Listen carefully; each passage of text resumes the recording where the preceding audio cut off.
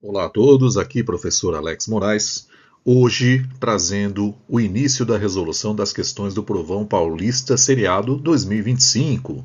Provão este que possibilita aos alunos do ensino público do estado de São Paulo concorrerem a uma vaga em uma dessas 5 maravilhosas instituições de ensino público de São Paulo: a Unesp, Unicamp, USP, Centro Paula Souza, né? Ou seja, a FATEC, e a Univesp, a Universidade Virtual do Estado de São Paulo.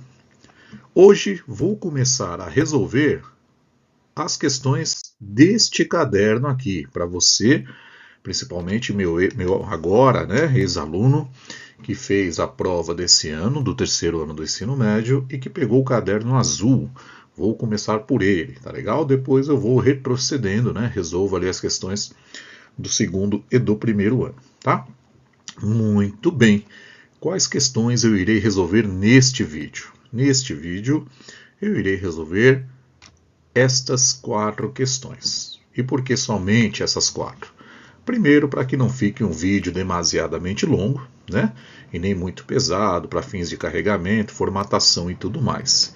E segundo, para que você não se canse, né? Não fique aquela coisa ali enfadonha, tá? Até porque eu vou ter que explicar as questões, então naturalmente o vídeo ficará com um formato maior. Mas eu garanto para você que vai valer a pena, para você que fez esta prova e principalmente com este caderno, porque tem um outro caderno laranja, né? Para quem fez com este caderno, aqui estará a resolução, a sugestão de resolução dessas 4 primeiras questões. Aí nos próximos vídeos eu continuarei até a 18ª questão de matemática e depois a ideia é fazer com as questões de física, tá bom? Mas aqui neste vídeo resolverei essas 4 questões. Então, vamos lá. Aí está a primeira questão do caderno azul, né? Eu não vou ler o enunciado por completo, mas eu obviamente lerei a parte que nos importa para as contas, tá? Aqui, basicamente, o que o enunciado está dizendo é que ao fabricarmos discos de alumínio, é utilizada uma chapa de alumínio quadrada, nesse caso de lado 100 centímetros. Nessa chapa é inserida uma máquina que corta 49 discos, cada um deles com área igual a 150 centímetros quadrados. E a pergunta, né? Tá aí a figura expondo a situação, e a pergunta da primeira questão é: qual é a área da chapa que sobra após a retirada dos discos? E você tem aí as 5 possíveis alternativas. Muito bem, vamos lá então. Aí está a questão miniaturalizada para a gente acompanhar o raciocínio. E aqui eu vou fazer né, diferentemente dos outros vídeos, eu vou tentar fazer de um modo um pouquinho mais detalhado. Obviamente, né, você resolveria da forma mais rápida possível, mas como eu estou tentando explicar, a ideia é que você veja a ideia por trás de cada questão, tá? Começo te dizendo que nesse caso aqui, o que está sendo cobrado? Áreas de figuras planas, né? Quando você estuda, geralmente o título é esse, né? Você vai lidar ali com áreas de figuras planas, aquelas diversas áreas possíveis. Nesse caso aqui está muito mais simples, porque você tem apenas a área do quadrado e a área do círculo. Sendo que a área do círculo ele já até te deu, ele nem pede para que você calcule, tá legal? Muito bem, de posse disso, né, dessa observação feita, qual é o método de resolução sugerido? Lembre-se, muitas vezes haverá mais de um método possível. Aqui eu vou sugerir sempre aquele que será mais intuitivo, né? Pensando em você ali na hora da prova, tá nervoso, tentando ali, o que importa é resolver e tudo mais. Então a ideia por trás desse vídeo e de todos os outros é que você resolva da forma mais intuitiva possível, tá bom? Bom, qual é o método de resolução que eu vou te sugerir? Vou dividir em passos. Primeiro passo, cálculo da área do quadrado. Aí estou te lembrando a fórmula, né? A área de qualquer quadrado nada mais é do que o seu lado ao quadrado. Perfeito? Então, faremos juntos essa conta aqui nesse primeiro passo. Qual é a ideia, né? Então você vem aqui, vou pegar aqui minha caneta mágica, lembrando que a minha letra é feia mesmo, quem já segue aí o canal já sabe, né? Perdão, tá? Bom, a área de um quadrado, olha lá, estou escrevendo ali, ó.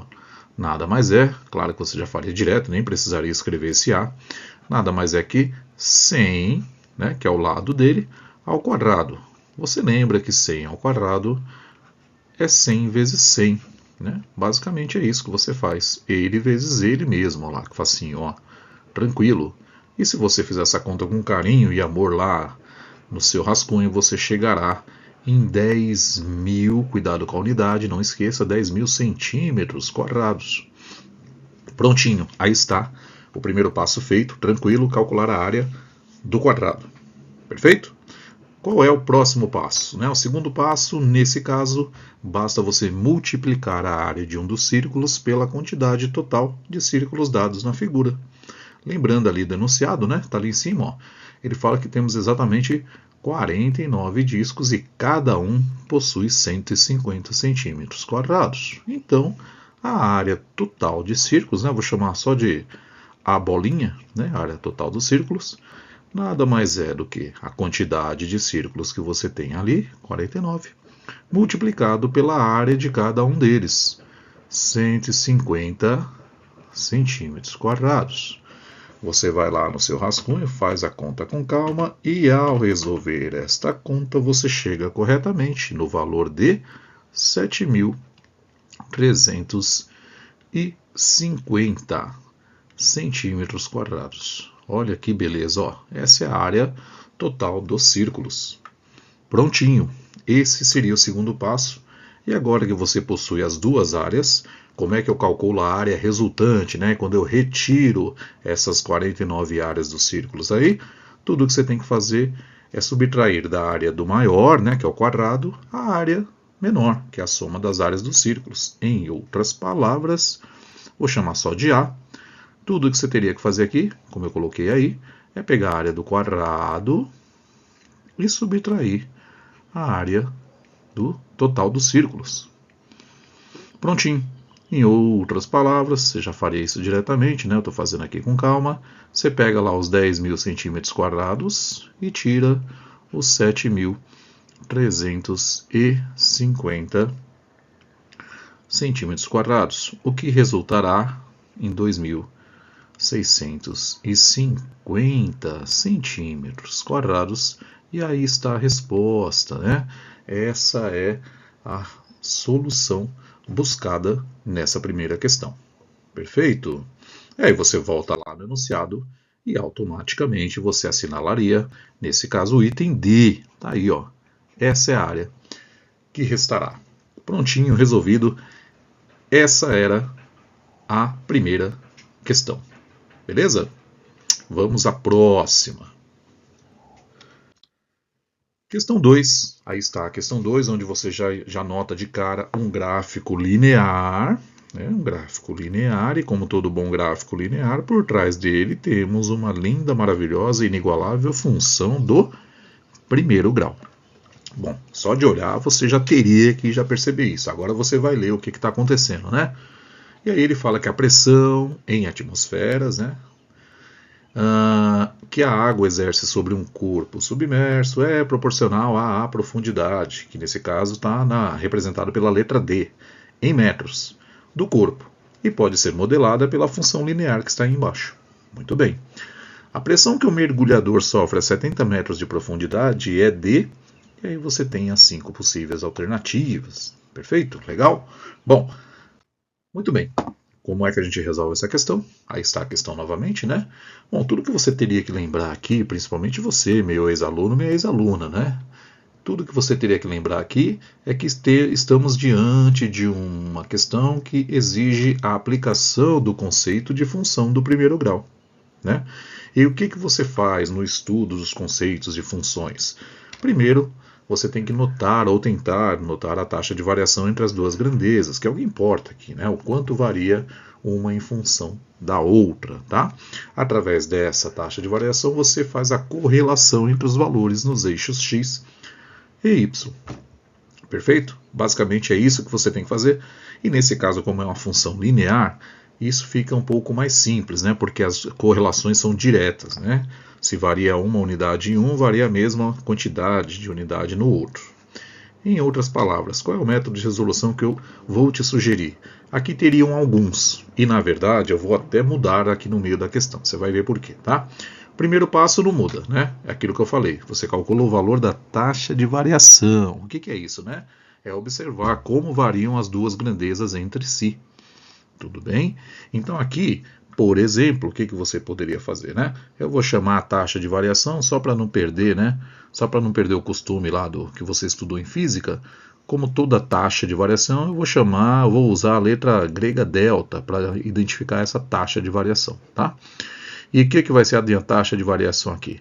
Vai ser a taxa de variação, por exemplo, do eixo y pelo eixo x, né? Taxa de variação do eixo y pelo eixo x, tudo bem?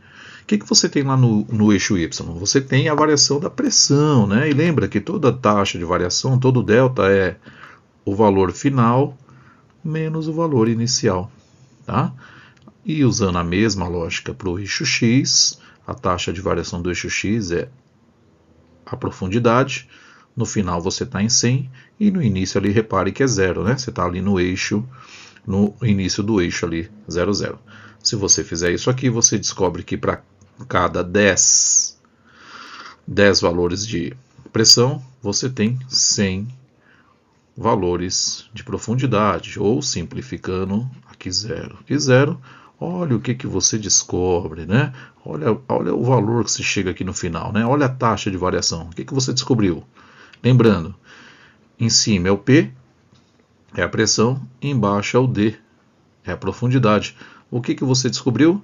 Que para cada 10 metros você tem um aumento de 1 atmosfera.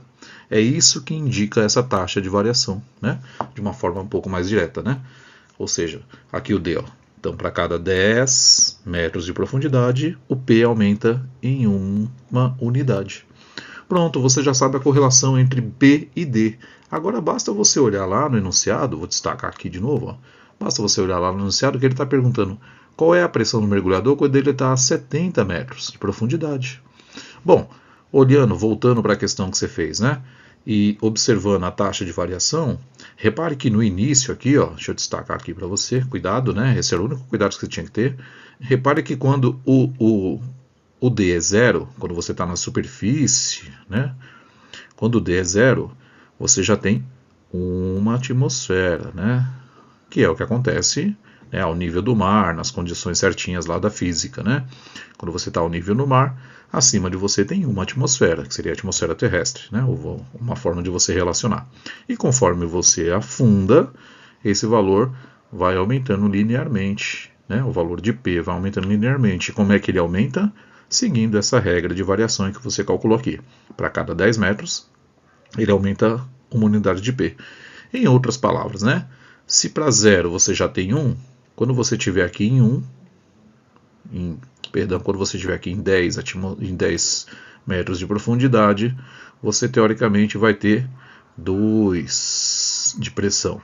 Quando você estiver em 20 metros de profundidade, você vai ter 1 mais 2, 3 e assim por diante. Bastaria você identificar essa correlação direta, tá vendo? Para cada 10 metros que você afunda, você aumenta um valor da pressão.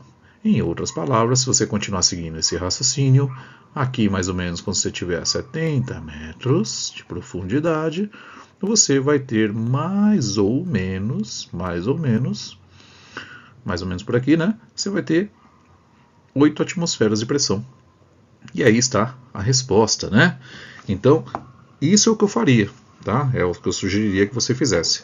Claro que para quem é mais detalhista, gosta de um detalhe maior, eu ia sugerir o passo 2, que é montar, né? E ali está, se achar necessário, a função de correlação. Em outras palavras, você acharia a função que correlaciona, né, o P com o D, tá? E aí você teria que fazer ali, né, ou uma equação da reta, ou sei lá, né, depende aí do que você vai fazer, tá?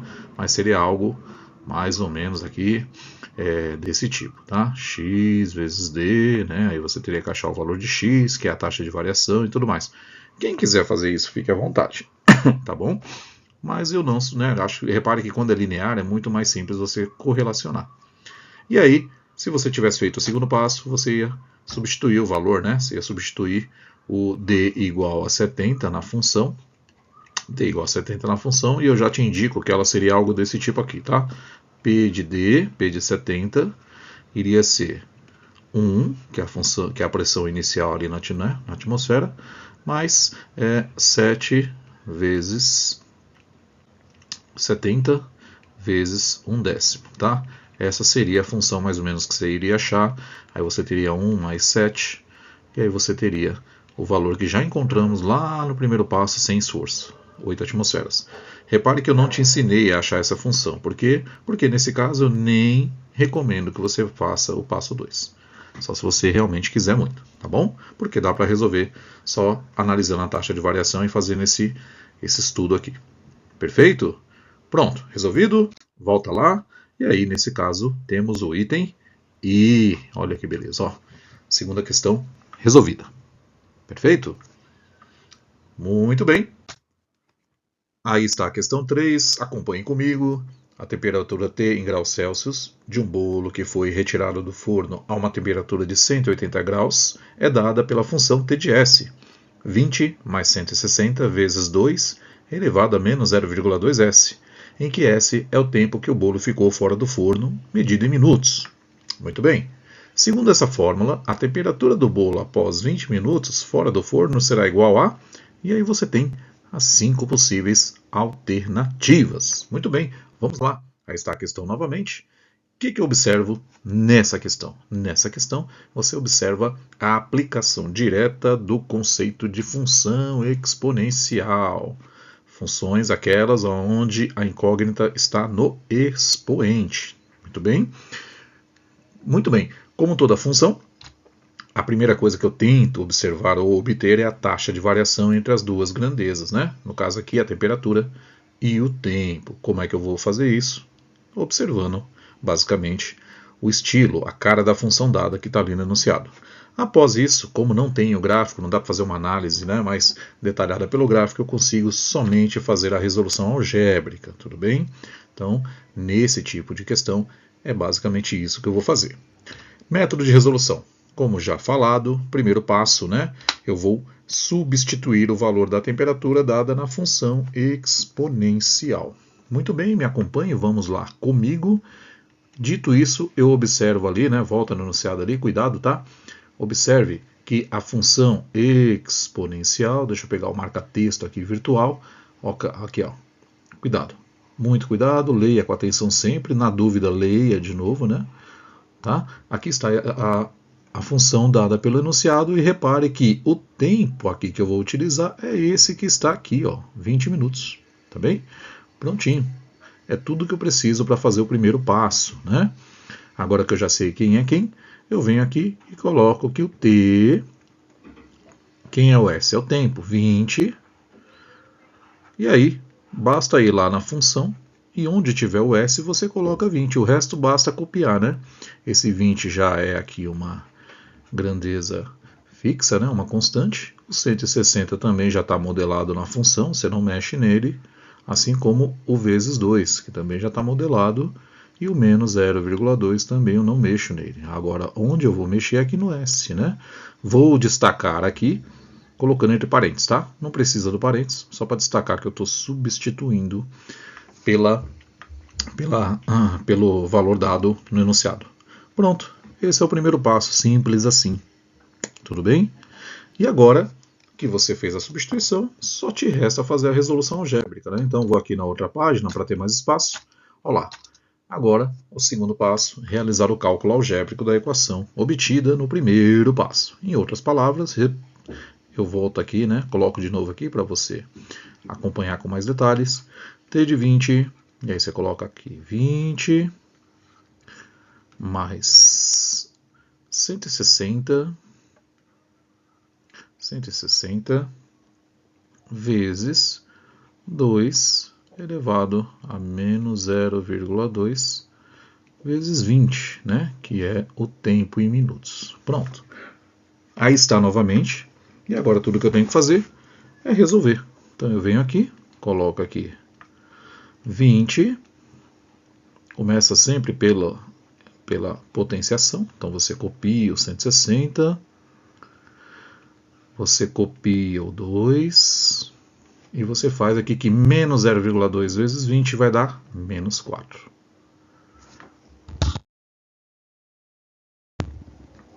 Certo? Bom, continua a resolução. Vem aqui para baixo, né? Vem aqui para baixo. E aí você tem que 20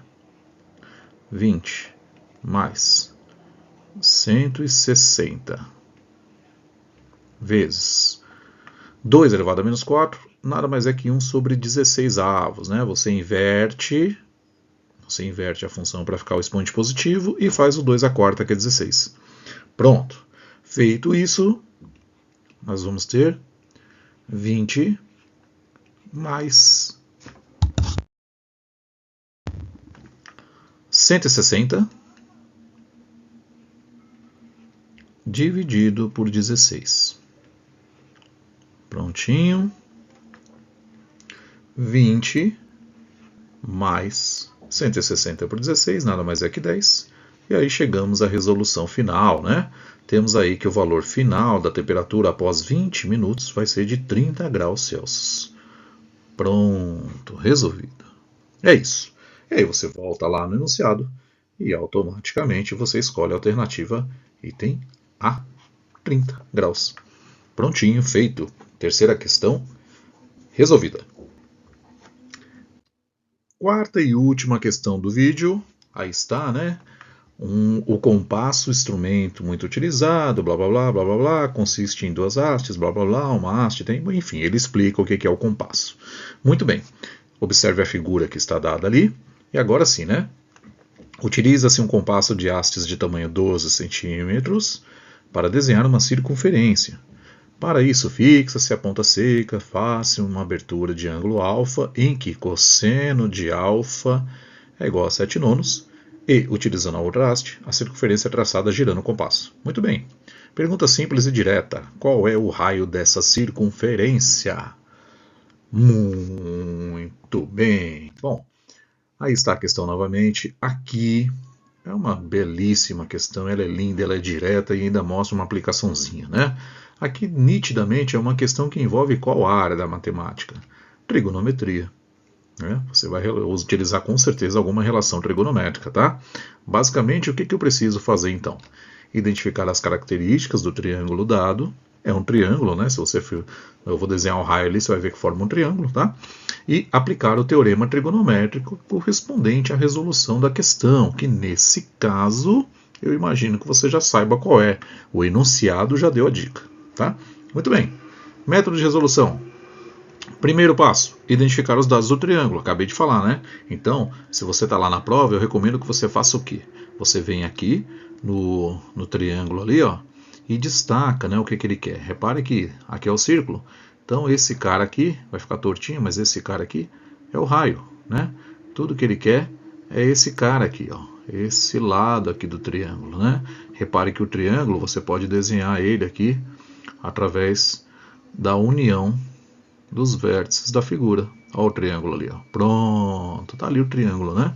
Identifiquei os dados do triângulo. Esse triângulo é um triângulo isósceles, tem dois lados iguais, e eu preciso descobrir o terceiro lado que está oposto ao ângulo dado, certo? Bom, então como é que eu vou fazer aqui? Segundo passo, vou aplicar o teorema correspondente que resolve essa questão. E qual é o teorema que resolve essa questão? Só pode ser um. É o teorema dos cossenos. E por que eu falei que o enunciado já deu a dica, né? Além da figura demonstrar que você quer o lado oposto ao ângulo, ele ainda fala para você que o cosseno vale 7 nonos. Então, né, para quem, claro, né, turma, o óbvio é óbvio para olhos treinados, né? Para quem está estudando, para quem está ali já batalhando, quando bate o olho nessa figura já entende o que é para fazer. Daí a importância do estudo. Não é mecanizar, é através do estudo interpretar e entender as diferentes circunstâncias. Nesse caso aqui, se você já fez 2, 3, principalmente você, meu aluno, minha aluna, tivemos no terceiro ano o teorema dos cossenos, o teorema dos senos, né, a soma dos ângulos, etc. Então, vocês em especial, meus alunos, minhas alunas, têm que ter acertado essa questão, pelo amor de Alá, né? Então, essa é a importância, por isso que a gente pega no pé, pede para você, revisa, estuda, não cada minuto estudado é um minuto a mais de conhecimento, tá bom? Então aqui, tudo que eu teria que fazer é aplicar o teorema dos cossenos, e é exatamente isso que eu vou fazer. Lembre-se, né, teorema dos cossenos, né, aquele lá, eu não vou aqui detalhar ele, eu só vou escrever a forma geral, né? A quadrado, que é o lado oposto ao ângulo dado, vai ser igual a b quadrado mais c quadrado, ou seja, são os dois lados em que o ângulo está no meio, menos, bem sensível aqui minha mesa digital, menos 2 vezes b vezes c vezes o cosseno do alfa dado ali. Tudo vezes aqui, tá? Vezes. Esse é o teorema dos cossenos, tudo bem? Bom, agora basta você identificar quem é A, quem é B, quem é C, quem é o cosseno. Tá fácil, né? A é o raio, é o que eu quero. Então eu vou deixar aqui, ó, R ao quadrado. Pronto, R ao quadrado. É o raio que eu quero, tá? Bom, B e C, nesse caso, tanto faz, porque os dois têm exatamente a mesma medida, né? Então é 12 ao quadrado, mais 12 ao quadrado, menos 2 vezes 12 vezes 12 vezes o cosseno de alfa, que do enunciado nada mais é que 7 nonos. Prontinho, tá aí, né? Essa é a cara da substituição da fórmula, tá? E agora não tem jeito, é cálculo, faça com calma, né? Eu vou resumir aqui algumas passagens, porque a ideia do vídeo é só te mostrar o que você precisaria fazer. 12 ao quadrado 144, 12 ao quadrado 144, menos 12 vezes 12, 144, 288. Então aqui você teria 288 vezes 7 nonos. 7 nonos. Esse seria, né, o segundo passo aí, né, da resolução, tá? E agora você faz aí as devidas contas, tá bom? Se você fizer as devidas contas e não cuidado ali com a multiplicação, com a divisão e tudo mais, né? Se você fizer as devidas continhas, você vai ver que a resolução dessa questão passa por quê? Puro cálculo algébrico, ó, r quadrado, nossa, ficou muito feio esse r quadrado, mas segue, né? R quadrado, 288, menos, se você pegar, eu faria aqui o seguinte, se você pegar 288 e dividir por 9, fica mais fácil, né? Fica 32, que vezes 7 vai dar 224, tá? Aqui eu já te garanto, né? Já vou resumir aqui essa passagem, que vai dar 224. E agora, se você fizer isso menos 288, faz ali com calma, você descobre que esse cara vai ser igual a 64. Pronto, tá aí. E agora é só pegar, só pensar, né? Nem precisa passar a raiz, né? Qual é o número positivo, já que eu estou na geometria, só me importa o positivo. Qual é o número que ao quadrado positivo dá 64? Se você já pensar isso, você já chega na resposta. Só pode ser 1, né? Positivo só pode ser 1. Quem é? 8. É o valor do raio desse círculo. 8 centímetros. Tá? Tá aí. Resolvida a questão. É isso. Volta lá na alternativa e assinale, por gentileza, assinale o item B. Ó, aqui. Essa é a alternativa correta. Pronto. Feito. Resolvemos as 4 primeiras questões da prova paulista do terceiro ensino médio. No próximo vídeo eu vou continuar com mais 4 questões, dos 5, 6, 7 e 8, tá? Lembrando, aí está a página do Instagram, caso você queira me seguir lá, fique à vontade, tem questões, dúvidas, sempre que posso, coloco questões de vestibulares para que você treine e depois eu trago a resolução, geralmente em vídeo. Para quem está vendo este vídeo fora do YouTube, também tem um projeto do YouTube, lá é Matemática e Física, tá bom? Te convido a apreciar. Beleza? É isso, até a próxima, valeu, um grande abraço, fui!